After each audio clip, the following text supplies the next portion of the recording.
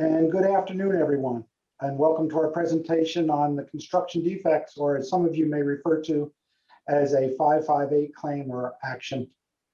Joining me today are two recognized leaders in the industry, Roberto Blanche from law firm of Ziegfeld Rivera, whom I've had the distinct pleasure of working with over the years. Also on our panel is Paul Overton, who is a subject matter expert in the field of construction reconstruction and whose experience goes beyond the Florida market to include Arizona and Texas. Welcome to you both. Thank you so much, Nick. Great. Let's go to the next slide. As we look at the subject of construction defects, kind of jump up to a 10,000 foot level, and we kind of look and ask ourselves some questions or want to have some thoughts around construction here in South Florida, perhaps even contractors in South Florida, construction quality in South Florida. And Paul, it'll be interesting to have your thoughts as we go through this, because you do see other markets like in Texas and Arizona, and maybe you could fold in some of those comments. So keeping those thoughts in the background as we move through the presentation, the first question we ask is, what is a construction defect? Robbie, would you like to start us off?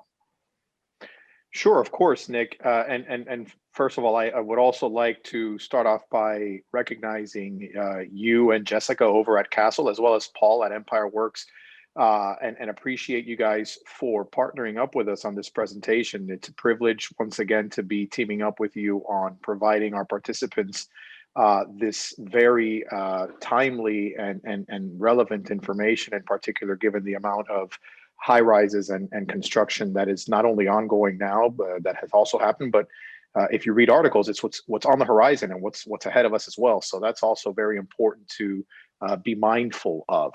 I also want to appreciate those participants that have joined us and express my appreciation for them taking time out of their busy schedule to partake in this, because of course, not only with this opportunity for me to learn from you and Paul, Nick, but also from the questions and comments that our participants raise occasionally on these webinars. I've myself have learned a great deal. So as indicated previously in the previous slide, Nick, and as you mentioned, construction defects, and Paul can also chime in.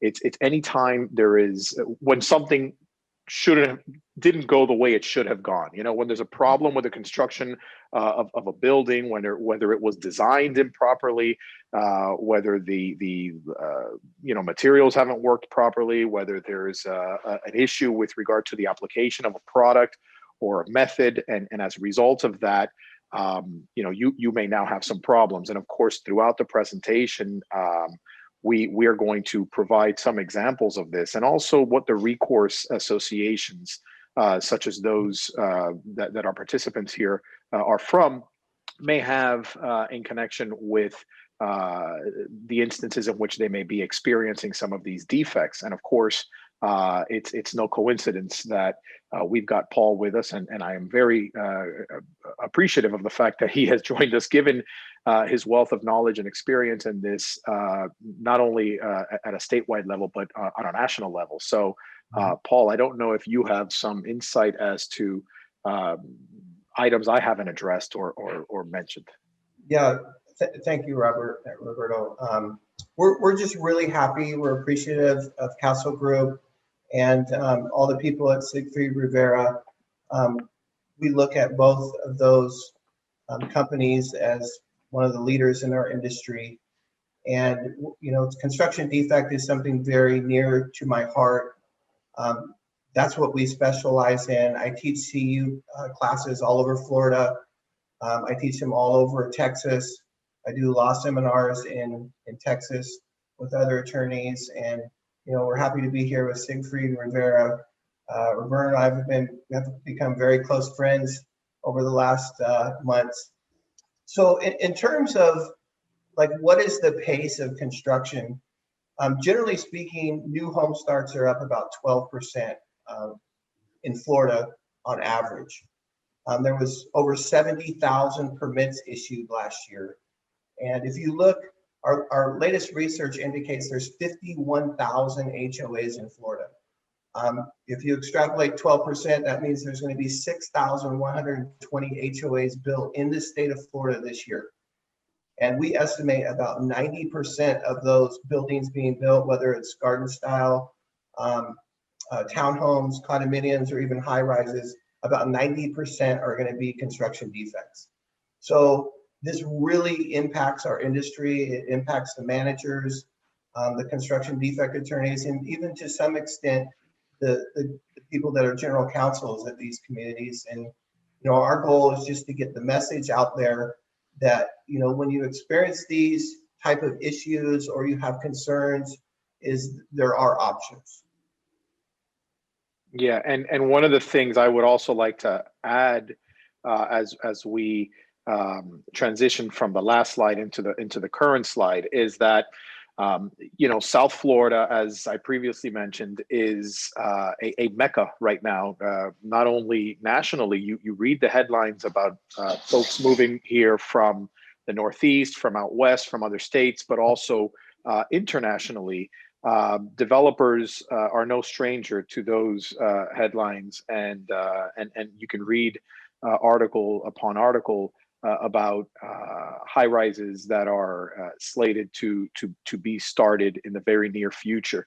While there is a great level of experience and expertise in the construction industry locally, it's not unknown or surprising to find that once you start increasing demand, you start really thinning out the pool of qualified vendors and subcontractors and laborers that are out there in the industry. And so it seems to be, as Paul suggested, almost inevitable for something to happen that may adversely affect the investment that many of you all have made or will be making in the future. So it's very key to that. Now, these deficiencies, and I'll turn it back over to you, Paul, on this slide. I think it's illustrative of how these deficiencies may arise. Absolutely. So, first there could be a problem with the design or the building plans or design professionals. And, in a construction defect lawsuit, we want to look at the design documents, we want to look at the building plans, and we want to make sure that the design professionals designed it right. And we've seen the gamut of potential design flaws. They specified the wrong materials, they specified the wrong transitions, the structural beams or post-tension cables, or even the concrete and rebar that fill the blocks is potentially not designed correctly. Another way that we get construction defect is supervision, and this could be on the subcontractor level, the people that supervise the work for that specific subcontractor, or a lot of times it's supervision in terms of what the builder or developer is providing. And they don't really provide much. A lot of these communities are built, their main goal is to hurry up and get them finished. There's very strict timelines, and their main concern is their bottom line. So the faster they get them done, the sooner they can sell them, and the more money they can make. In terms of construction, if you're a subcontractor, and I can speak from experience, I started out in new construction. Number one, they don't pay the subcontractors enough. I can give you a very good example, and this is a very simple example. It has to do with painting. So generally, like an interior paint job, the specification calls for a full prime on all the drywall walls, and then 2 coats of finish. So it's very common for the bidders to bid just the 2 coats of finish and just skip the drywall sealer. So if you extrapolate that to everything in a new construction building, you could see the margin of error for potential defects grows exponentially. So those are the kind of things that we're talking about in construction. And then the second thing in construction is there's just not enough time. The builders, a lot of times they have these pre-sold. They'll have a model home they'll put up. Their sales office is selling these before they're even built. So the faster that the developer or builder can get them done, the sooner they can close on these pre-sold units and they can get their money. So at the end of the day, you have almost a system that's set up for failure, and the potential for construction defect is great. Now, I do want to also add on to what you mentioned, Paul, because if we read the slide that's up on the screen right now, you could see how a lot of these defects may arise, and that is, with regard to a contractor or a subcontractor or laborer's failure to comply with, industry standard or manufacturer installation instructions or plans. The last one, applicable building codes, and it's interesting to see that because one of the misconceptions that a lot of folks out there may be under is that, hey, if this passed inspection, of course, it must have been done properly. And unless you're involved in construction and how it works, you recognize that, in many instances, you're dealing with special inspectors on many jobs. Not only, the cities don't have enough resources to have inspectors and on every job. And moreover, you also don't have them there at every single moment of the job being performed and the work being performed. And so they're only looking at a very snapshot, very minuscule portion of what has happened and checking off the box. And not to be cynical, but sometimes the thoroughness is also not there. So the presumption that, hey, it passed inspection, it must be done properly, I don't think is a conclusion we should all feel safe with. Absolutely. And I don't think I could have said it better, but I would like to add, these city inspectors, they don't have the resources to inspect at every stage that they're supposed to inspect. A lot of instances, the builder will actually take pictures of a finished area and send them into the inspector, and they'll sign off like through a text message or email. Very seldom do they get out of their car to inspect roofs. They're usually in the street in front of the building. And I can provide a really good example. We had a very large construction defect case outside of Orlando. And the engineers did destructive testing. They opined on the conditions of the buildings. And essentially, this very esteemed colleague of mine who's done hundreds of construction defect cases had 22 pages of code violations. So the community was asking for relief in terms of paying for permits again to restore the buildings. So I had the county commissioner and the entire city building department out to the project to go through. We had buildings open, we had the code violations in place, and they denied any culpability, any liability. They basically told us they're under-resourced and they can't see everything. So Robbie's point is perfect. We cannot rely on the city to make sure these buildings are built right. So when we look at overall properties, as this slide talks to, there's a normal maintenance and then what defects are. And I think it's two distinct areas. There are certain things where normal maintenance and upkeep would be expected. And if those things are not done, doesn't that lead to some of the defects that you see on the other side of the screen? What do you think of that, Paul? Yeah, it's certainly possible that I think most people, or at least most managers or people in this industry, they understand that they have to paint their buildings on a cycle. They have to clean the roofs. They have to power wash. They have to take care of the landscaping. In terms of painting, most buildings are painted with like a simple acrylic paint that does really nothing to waterproof your buildings. So if the proper flashing details are not installed right, or the proper roof to wall transitions are not installed right, or the proper drainage or weep screeds to let the water out of the wall, those things are usually the things that are missing when subcontractors try to take shortcuts. So even if you maintain your buildings and those items are lacking, you're still most likely defects are going to manifest themselves. Yeah. And that's really one of the tactics that the defense and the builders use is, the community didn't take care of their buildings. Well, taking care of your buildings doesn't include installing the proper weep flashing or the transitions or waterproofing your building. I guess my thought is if you are taking care of your building and you're doing some of these maintenance items, a defect will reveal if you're going in there and you're doing those cleanings and those other items. Absolutely. And I think it's important too. You know, we've had many situations where the board or the management company was like, you know, it's just cracks in the stucco. We can caulk those and we can paint it. Well, if you look at the picture at the bottom right, that's exactly what had happened. At this case, there were small cracks in the stucco. And unfortunately, those small cracks led to serious water intrusion into the sheeting and framing. So, you know, I think the takeaway is here, if you're looking at cracks or you have water intrusion in windows, it's probably a good idea to have a professional look at it. Let's go to the next slide.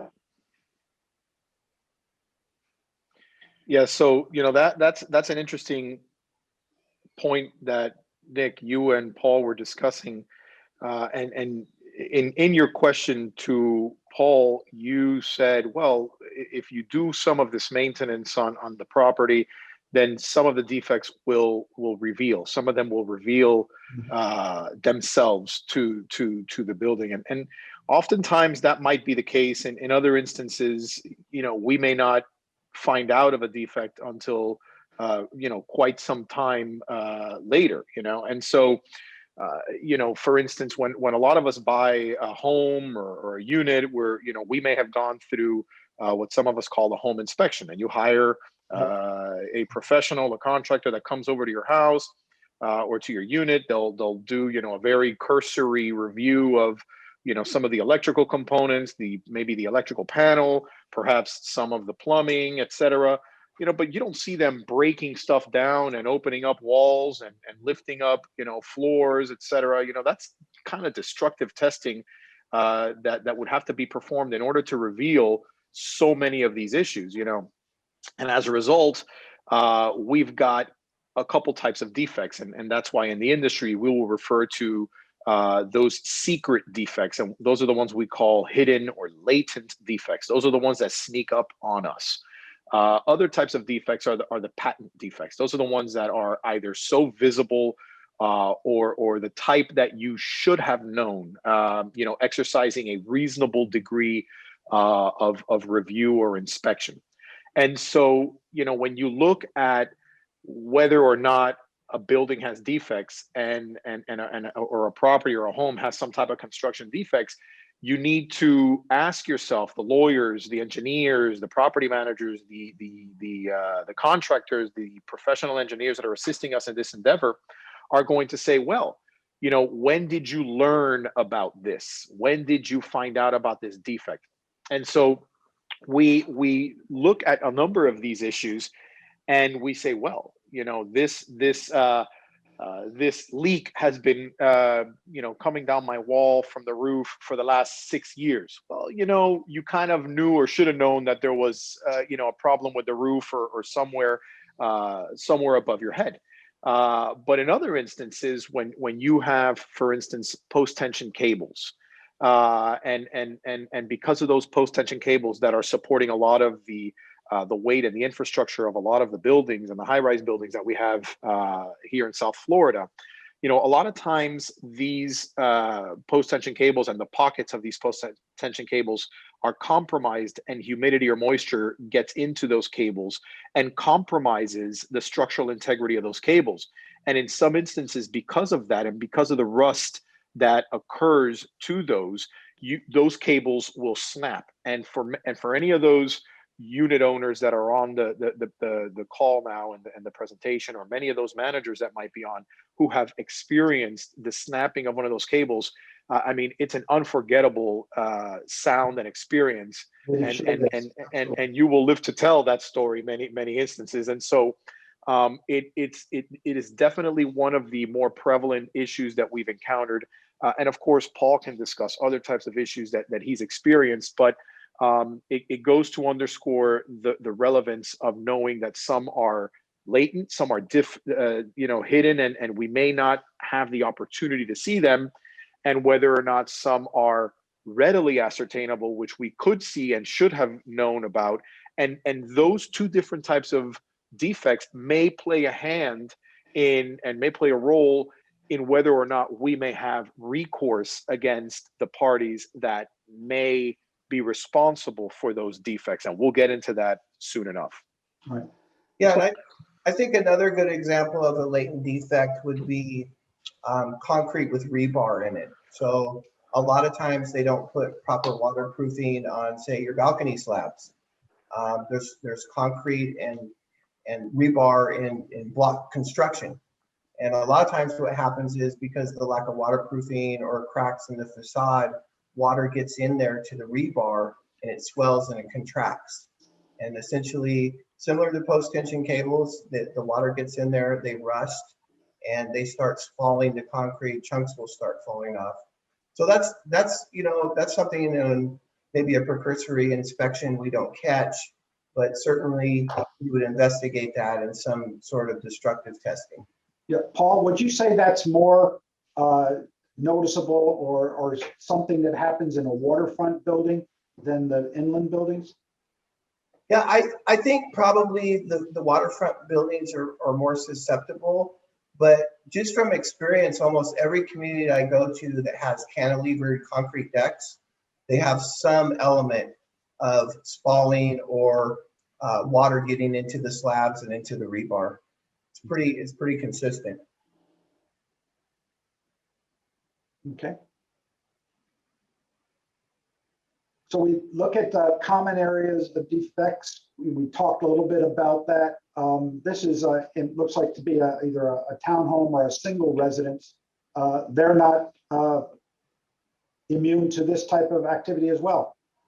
Yeah, you're absolutely right. I think, if you look at townhomes and community or and high rise, they're all going to have this, they're going to have different elements, but they're all going to have consistently the same type of defects. So some of the defects that we look for are foundation and structural problems, flat work and concrete. We look at the streets, the asphalt, cracks in the driveways, cracks in the sidewalks, certainly leaks in roofs, windows, basements, and the window wells, poor drainage. One of the new trends in construction defect is firewalls in between units. So a lot of times they're supposed to have a blocked firewall, and in the attic space, they have drywall that acts as fire protection.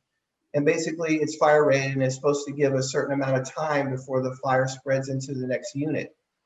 And we're consistently finding the firewalls they're not built to code, and they have blocking in there, and the proper aluminum clips aren't installed. So basically the unit owner next to the person with the fire has less time to get out of their unit than what code is.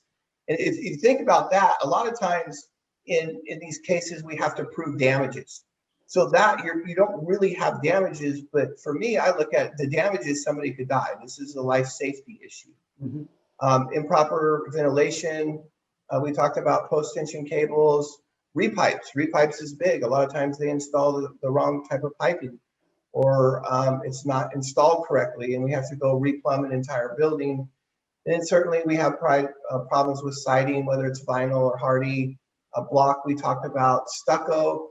I don't know that I've ever seen a project in Florida that has the proper thickness or the last installed right. So consistently find defects that, and last of all, concrete. Mm-hmm. And I think the important takeaway for these issues here is if you're experiencing them in one unit or two units or three's like the threshold for me. When somebody comes to me and says, you know what, we have leaky windows in 3 units, or we have leaky roofs in 3 units. These problems are generally systemic. So if you have them in one area, you got to remember the same developer, the same contractors built all the units. So if you're experiencing them in one unit, they're generally systemic, and it may be a good idea to call a professional. All right. As we go to the next slide, as we look at this, a question was chatted in, and this might be a good place to address it. Is there a statute of limitations for latent defects? That is, I guess that's up my alley, right? Well, the reason we wanted to focus earlier on in the discussion on the types of defects is because, depending on the type of property in which you live, or the property related to the defect or the action that we're going to be looking into, and the types of warranties that may have been given, and the types of claims we're going to be raising, there are a series of windows, let's call it, within which we need to bring certain claims.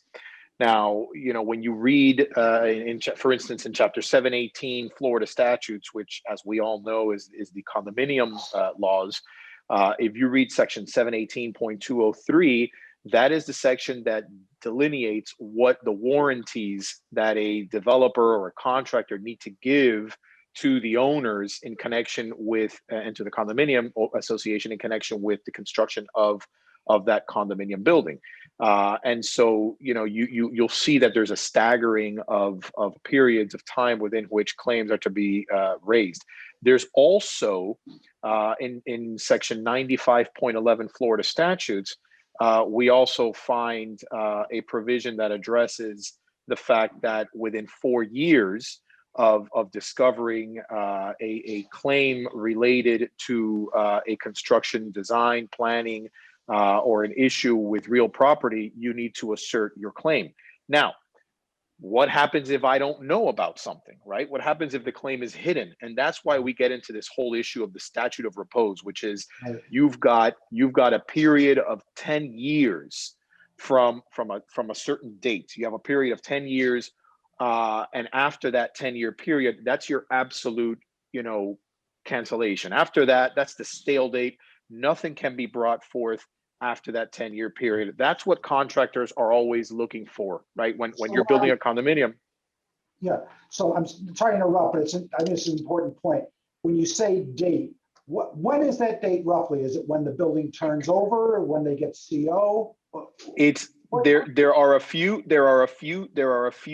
critical triggers, but the most typical is the CO, okay? Because I'm looking at the statute right now, and it says that you look at the date of issuance of a CO, the date of abandonment of construction if not completed, or the date of completion of the contract or termination of the contract between the professional engineer, registered architect, or licensed contractor and his or her employer, whichever date is latest.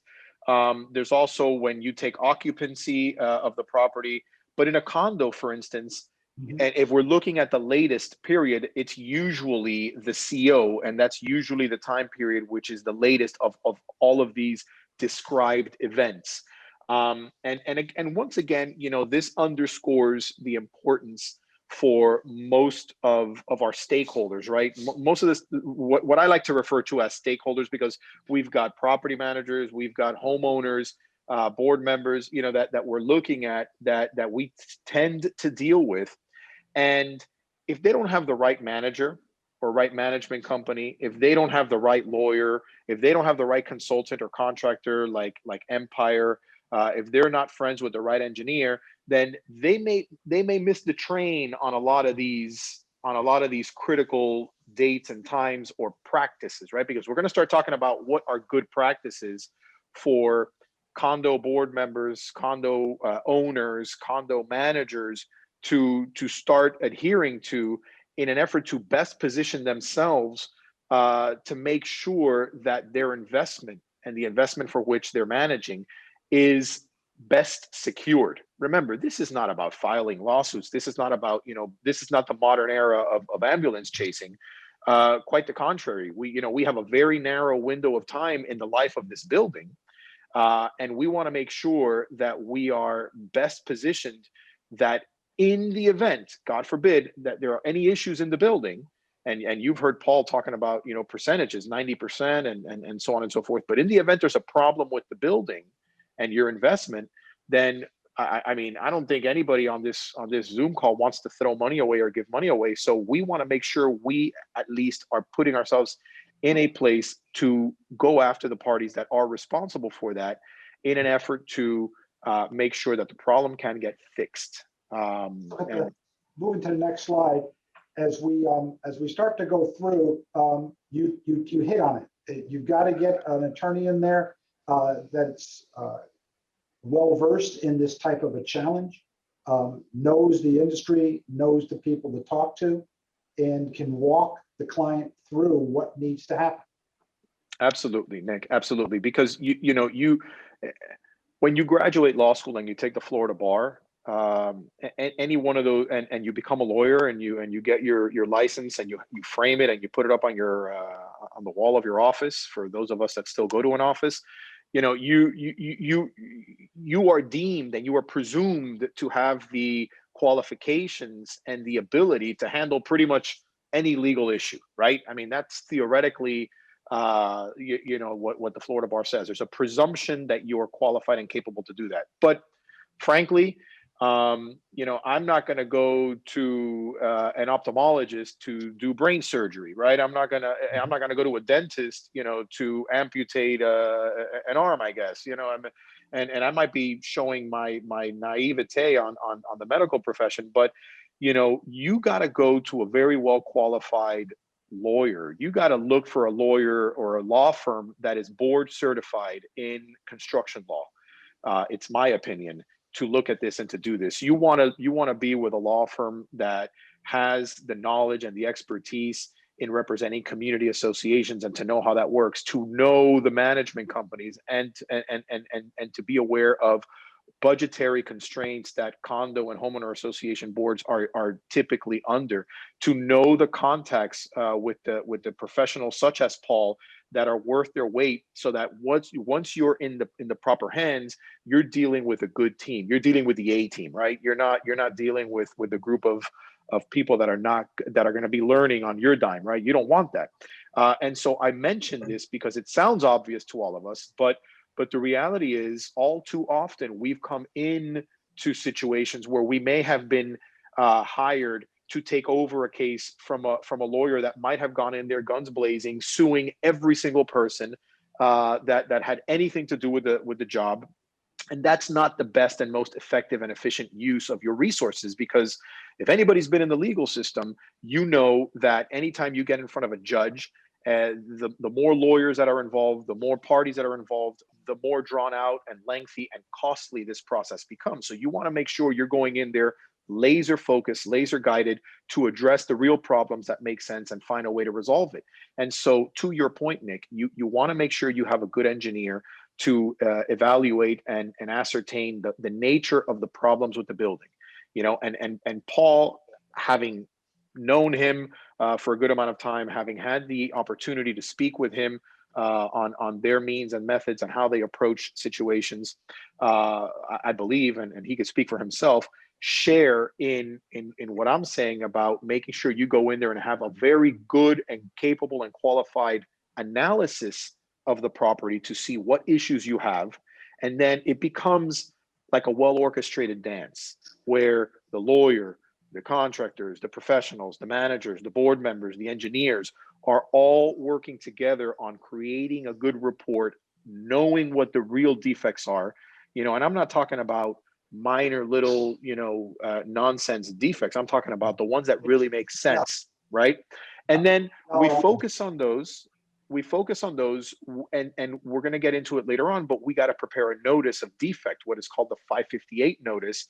And we, put the parties that are responsible for this on notice, and we give them a list of all the problems that there are. And then this whole process starts. Yeah, let's move. As a matter of fact, if you move to the next slide, I think it may talk about exactly that 558 and what needs to be done. Yeah. Nicholas, So if I may, I would like to comment on the importance of a good team. So anytime that we, traditionally when we move into a market, we research all the big construction defect firms. And I remember before I came to Florida years ago, I was researching how many lawyer firms did construction defect. And I think at the time it was like 300. And in Central and North Florida, we whittled that list down to 5 that I work with that I would consider real professionals.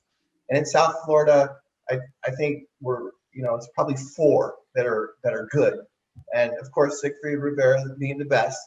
But it's very, very important. These aren't matters that, unless your general counsel does construction defect, you need to find the person that specializes. And it's the same with engineers. I deal with engineers every single day, and a lot of times I look at their reports and their scopes of work, and I'm like, this is not helpful. So I think I just wanted to make sure I commented that it's very important to put together the good team, the A team. Okay. Yeah. Next slide. Well, if we could let's stay on this side for a moment, Okay. which is a description of what 558 is, because we've mentioned that number, right? And for those that have been involved with it, you know what it is, and for those who haven't, it's good to know. And what happens is, you know, a few years back, this is reference to a statutory chapter, Florida Statute Chapter 558, and what it is, it's basically the provision of the Florida statutes that establish the procedure that must be followed before a claim is asserted against a contractor, subcontractor, design professional in connection with design or construction defects of real property. And so when you go through it, it's not very cumbersome. It might be a little tedious, but it's as statutory chapters are concerned, it's pretty manageable. But inherent in the concept is basically identify the issues, bring them up to the awareness of the parties that you eventually are going to look to address those defects and those issues. Give them a good description of what the defects and the issues are. And before you run to the courthouse and sue them, give them an opportunity to come in, inspect, give you an offer of money, or give you an offer to come in and fix it, or basically give you an offer to tell you to go pound sand, at which point you go and you can file your lawsuit against them. But Robbie, it goes.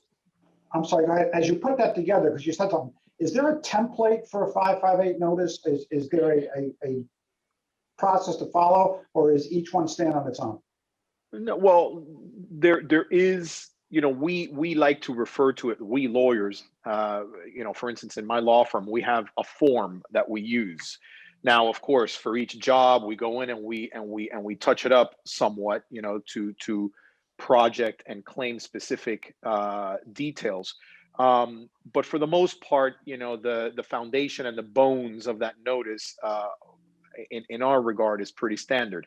But what is really key to that, Nick, is what we do is we attach a description which is provided by the professional that was hired by the association, whether it's a contractor or the engineer, which gives with a good degree of specificity an identification of the defects and where identified and where seen.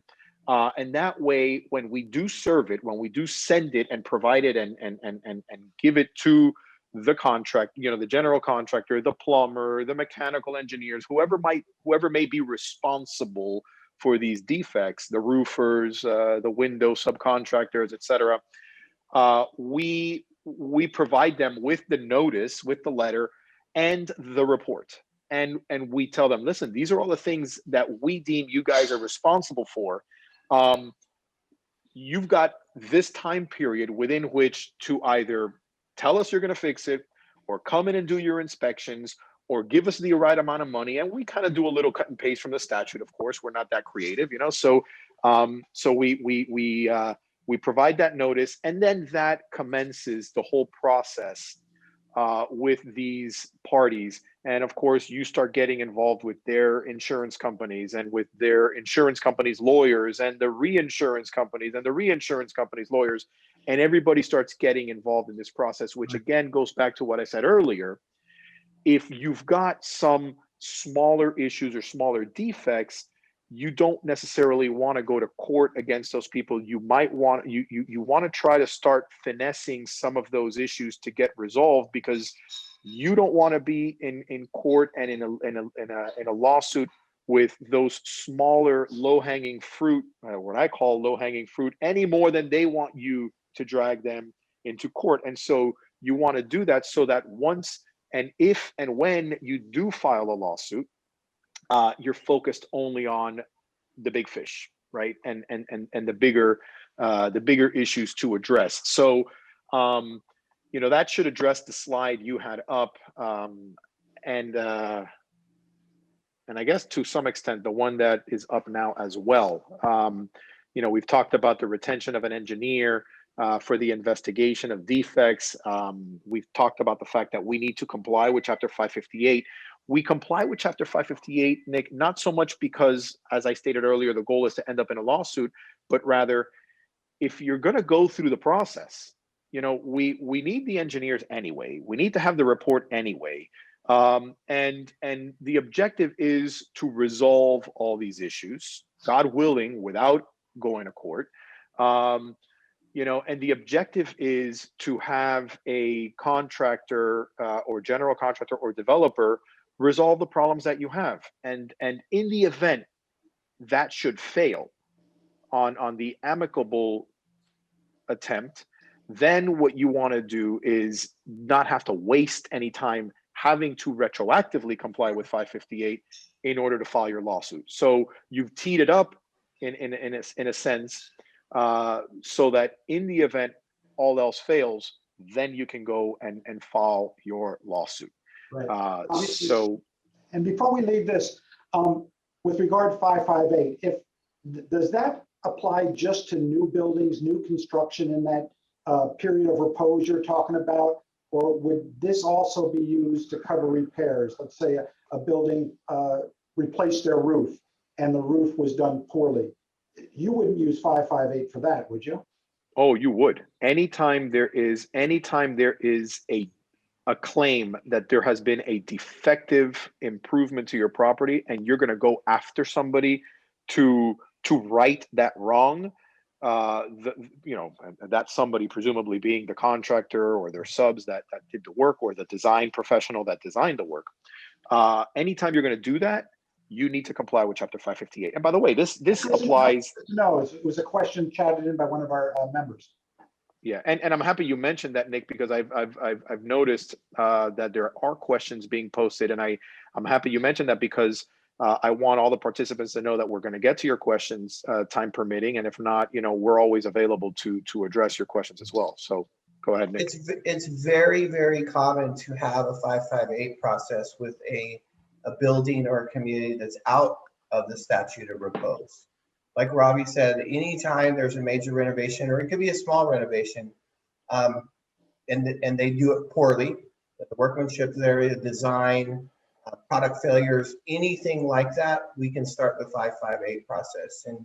And being in this niche, us as general contractors have to be very careful about how we design our scopes and the types of work we could do, because many of my competitors that work in this niche are being sued currently on a 558 for work that they've performed. Right, good to know. All right, let's go to the next slide. So, with regard to the beneficiaries of the 558 process, I think everybody, really. I think the owner, I think the attorneys, I think the engineers, I think the contractors, because I think of it as a cooling period before everybody takes off their gloves, and it's also a common sense approach to resolving an issue. Mm-hmm. My firm was going through this process before 558 existed. So when 558 existed, everybody's like, "Oh, this is horrible." I'm like, "No, not really. We're going through this anyway. So what's the big deal?" So 558 is there to let cooler heads prevail, hopefully come in and resolve issues without having to flood our courts with more costly and needlessly long litigation.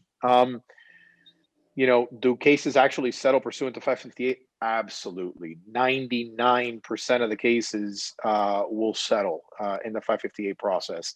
Now, again, it goes to underscore what we've been really focusing on throughout the presentation: having the right team in place. I mentioned earlier that the contractors and the insurance companies, they all have their lawyers. They have their set of lawyers, and it's a small playground. We all know each other. And the lawyers that have been in the industry focusing on these types of cases and prosecuting these types of cases are well known, and their reputations are well known by the lawyers that are appointed by the insurance companies to defend the contractors and the subcontractors. And so the word gets out there. Are you represented by a lawyer that means business and knows what they're doing and is gonna focus on getting the job done? Yes or no? And also as the lawyer, you want to make sure that while you don't want to do an all-out blitz into litigation, you nonetheless need to continue moving the process along at the proper pace, because you don't cook the stew until the fire is at the right temperature, and that's what we're doing in this 558 process. We're keeping the heat on, we're keeping the pressure on, and we want to make sure that as a result of this pressure and using the right ingredients, we're going to come out with the right dish. And that dish is going to be making sure that the property owner gets the biggest bang and the best bang for their buck to resolve all of these defects and all of these issues that we may have identified in a building. There may be along the process the need to do some work. We've had clients, for instance, that say, well, we've got these, pieces of concrete falling off the building, or we've got, these elevator cables that are going to snap. And if we do this 120 days, notice before we file a lawsuit, and we got to give all these people the opportunity to come in and inspect, do we, can we do some work or some repairs before the process? Right. The answer is yes. The answer is yes. There are ways to get emergency repairs done. But again, you need to make sure that you're handling this in the right way. You need to make sure that you don't expose yourself to a claim by the defendants, that the defendants may assert a claim against you for spoliation of evidence.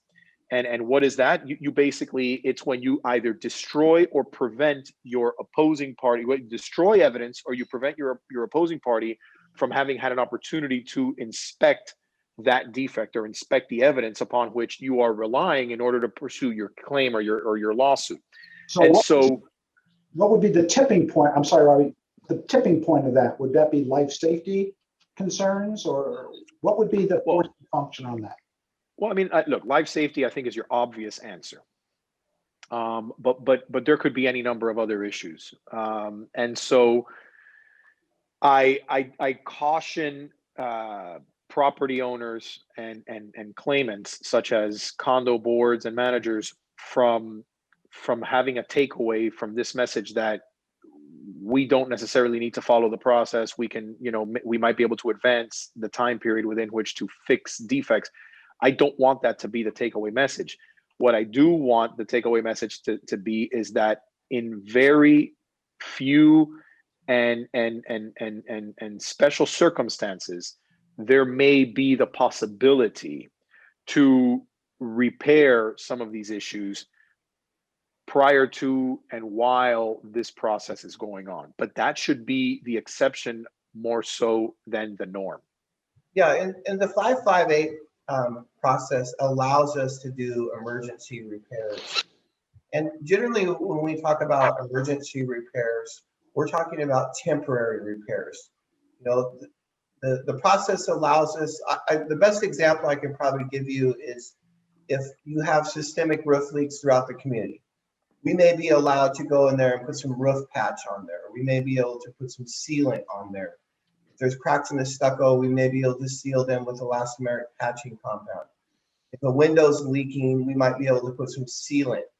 Ideally, in almost every circumstance, we want to do a temporary repair rather than a permanent repair. And as Robbie mentioned, if we start doing permanent repairs, and I start providing estimates that are discoverable by the defense. And a good example is if I'm charging $25 a square foot for mediation purposes for stucco replacement, but I come in and do a repair to the building during mediation at $18 a square foot, we've actually put a ceiling on the amount the recovery can be. So we always try to do temporary repairs so we don't have the spoliation concerns, and we don't set a ceiling on the possible recovery that you can get. So, serious water intrusion where we can't stop it, it's getting worse, it's creating lots of damages. Those are the special circumstances, but like Robbie said, those are the ones that are the exception to the rule. Okay.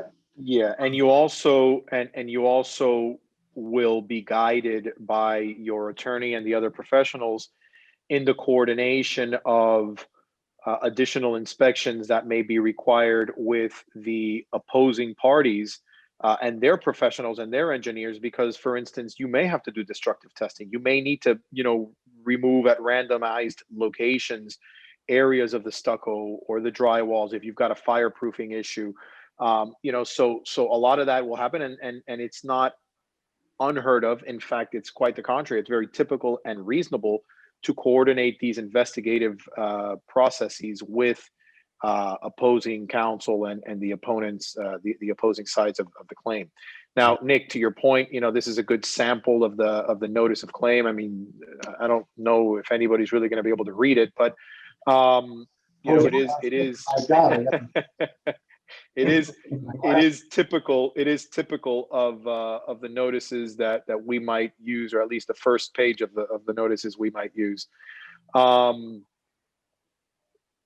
recipient at the 558 notice claim will have as I indicated, they can dispute the claim, or they can provide an opportunity to remedy it, or they can give you money to fix it. And these are our immediate goals and our longer term goals, as we've already described, of the process. So I think we can move on to the next slide as well.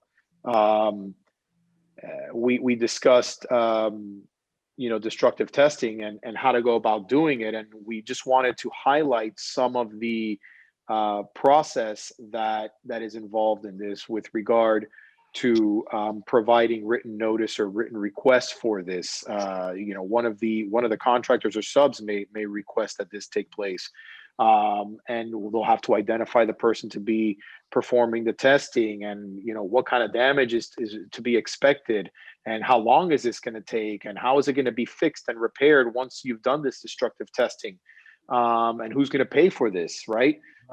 So look to the statutes and to your professionals, particularly the attorney that's been engaged for this, in order to assist you throughout this process. Oh wow! Oh, is that me? Am I the winner? Great double jeopardy transition point, and then we're going to, before we go into destructive testing, because I know Paul has some things he's going to share. Jess, are you with us? Yes, I am. So it's that special time where we announce our raffle winner. So thank you everybody for joining us today. We're not quite done, but I thought we'd take a little break and give out some money. Who doesn't like money, right? So who's going to do the drum roll for our special winner? Anybody got the drums going? I'm rolling even as we speak. I'm drum rolling. Imaginary drum roll. Okay, guys. So our winner for today is Franklin Weimer, who is on the call. So we can't hear you, but I'm sure you're jumping up and down. We're going to go ahead and send you that $100. Yeah, that $100 gift card, so you can buy something nice.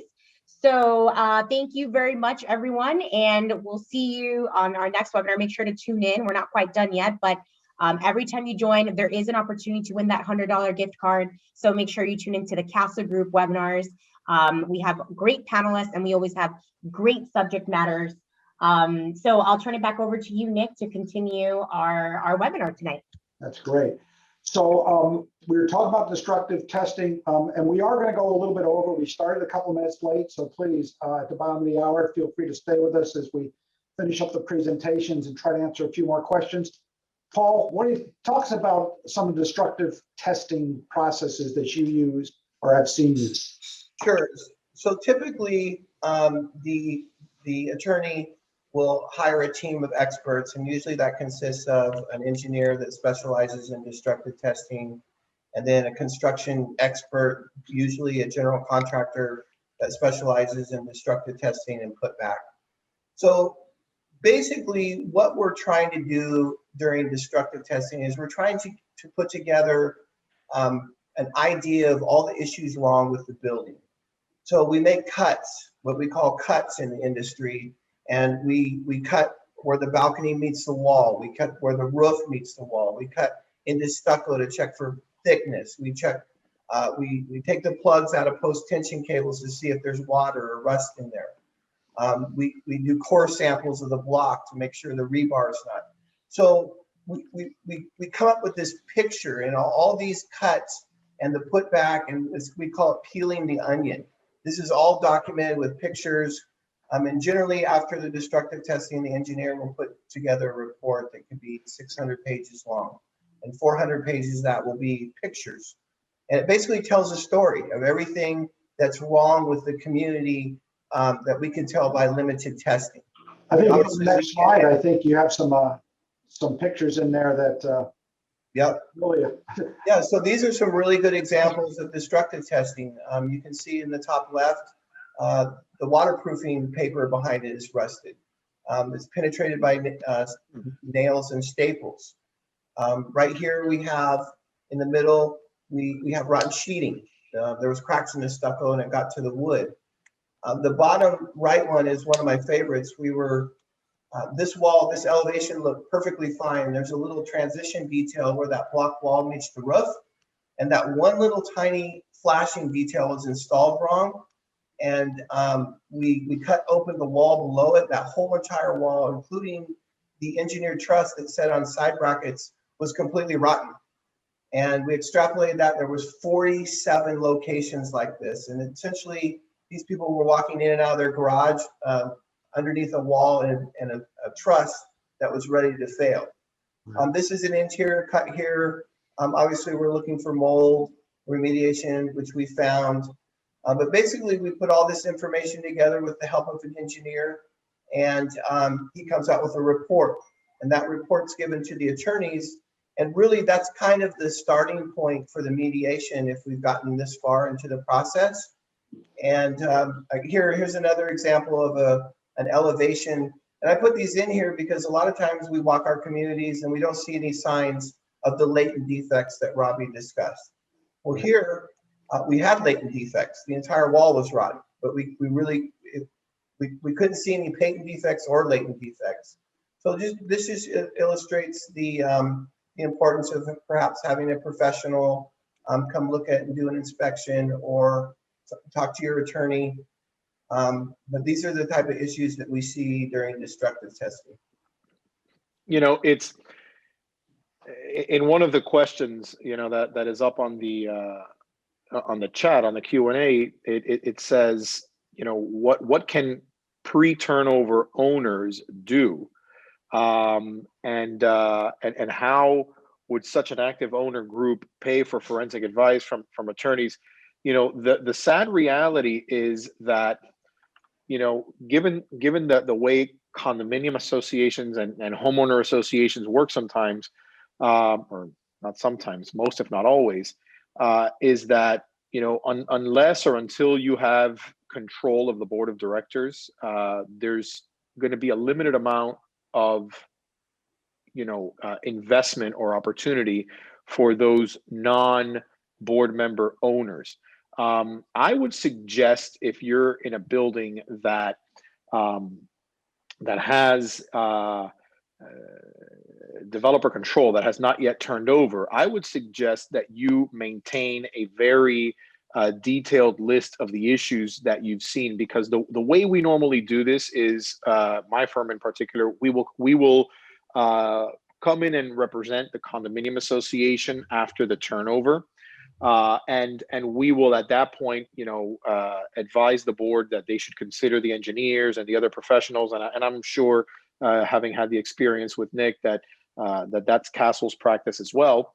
And, you know, at that point, those engineers will not only perform their inspections, but they're going to look and they're going to send out surveys to the owners. They're going to ask the owners at the building and at the property to identify other issues that they've encountered and experienced. And given the way condominium associations and homeowner associations work, there are issues for which the condominium is responsible and would be responsible. And those are like typically your common element issues or your structural or system-wide or building-wide issues. There may also be a certain subset of issues that are within the realm of the unit owner's responsibility. For instance, you know, maybe a tub or maybe a shower pan or a tub waterproofing issue, you know, that you might be experiencing in your unit. Well, that usually is the unit owner's issue. And of course, you've got recourse against the developer and the contractor in connection with that issue and with that defect. But in some instances, there have been issues of such a prevalent nature throughout the building, that we will also include those in the 558. So it is important to the participants' question and to the point raised, that even though you're not in control of the association, even though you're not on the board, it is important to keep track of those issues, because you should be provided with an opportunity once the engineer is engaged, in order to provide them with notice of those issues and those defects that you spotted. And definitely, once you have a unit owner board, a unit owner controlled board post turnover, you definitely want to make sure that you're aware of what the game plan is. If you're not on the board, some of you might not be on the board. So if you are on the board, then you definitely, know what to do now. Now that you've listened to this discussion, you want to get that A team out there, and you want to start working on this quickly. But if you're an owner who's not on the board, you want to make them aware of this A team, and you want to make them aware of the fact that they got to go out there and start doing a lot of this due diligence, post turnover. Now, of course, it goes without saying, in this process, you're going to find a lot of coordination with the subcontractors once it is underway, and inspections and protocol for those inspections will have to be organized and delineated with the professionals engaged in the process. We will take care of that as the process goes on. But it's very important, once again, and I cannot emphasize it enough, to be with the A team and the professionals. Next Yeah, one. that's a really good point. At the end of the day, we really have to wait until the community transitions to the new board and it's out of developer control. Because if you think about it, let's say Roberto goes to a board meeting with the developer that's controlling the board, they're not going to sign an agreement to sue themselves. So really, that's the big picture. And so, like Robbie said, we want to, if you're a homeowner or you're a potential board member in the future, take pictures, document, make notes.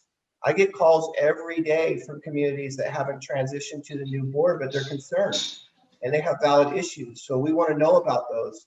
And then at the point that the community does transition to the new board, get an inspector. I mean, that's one of the best times to have an inspection of your community, is when it transitions.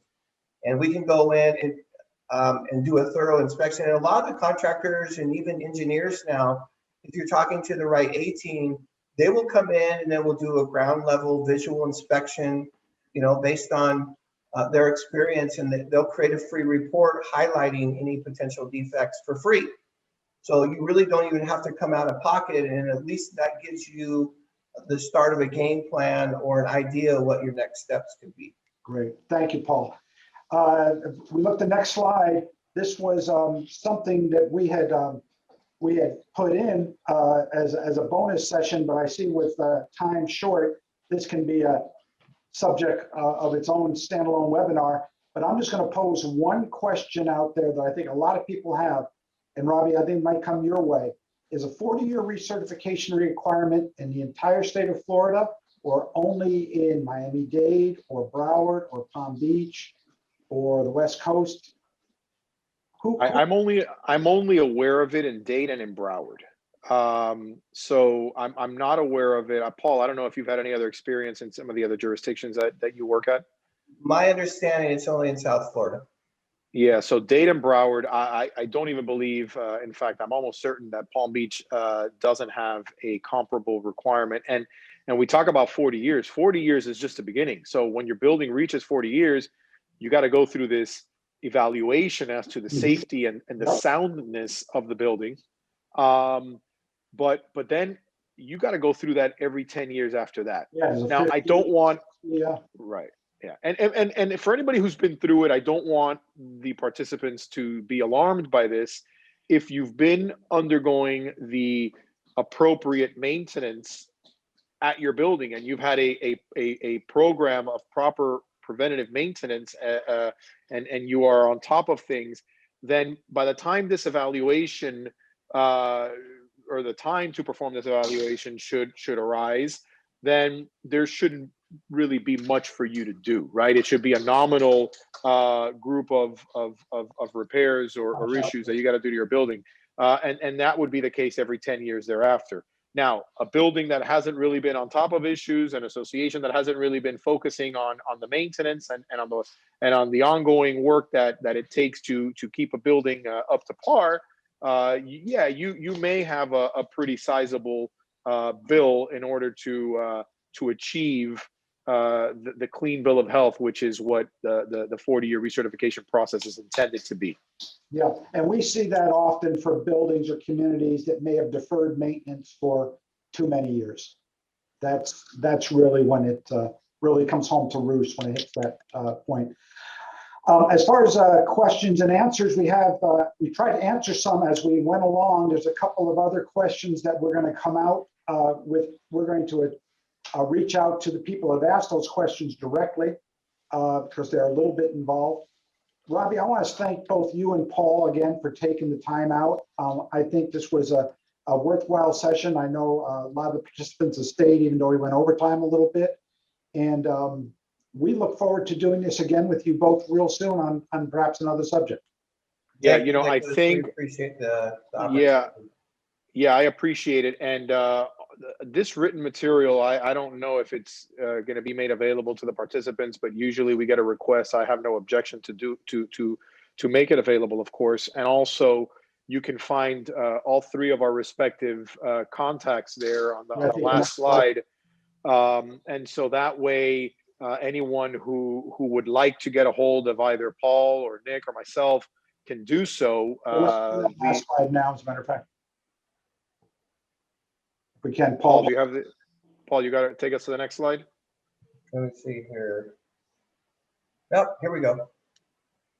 So, so that way, anybody should anyone have any questions or desire to get a hold of us, you've got our phone numbers and our more importantly, our email addresses, and you can feel free to send me an email for whatever issues or questions you have.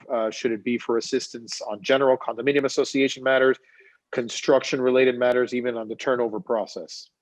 And I also want to thank Paul and Nick and Jessica and Stephanie and Rebecca and everybody behind the scenes that has helped us in this process. Absolutely. Yeah, we welcome the opportunity. Thank you so much. Okay. Everyone stay safe, and we'll look forward to seeing you at a future webinar. Bye-bye, everyone. Thank you, guys. Bye. Bye-bye.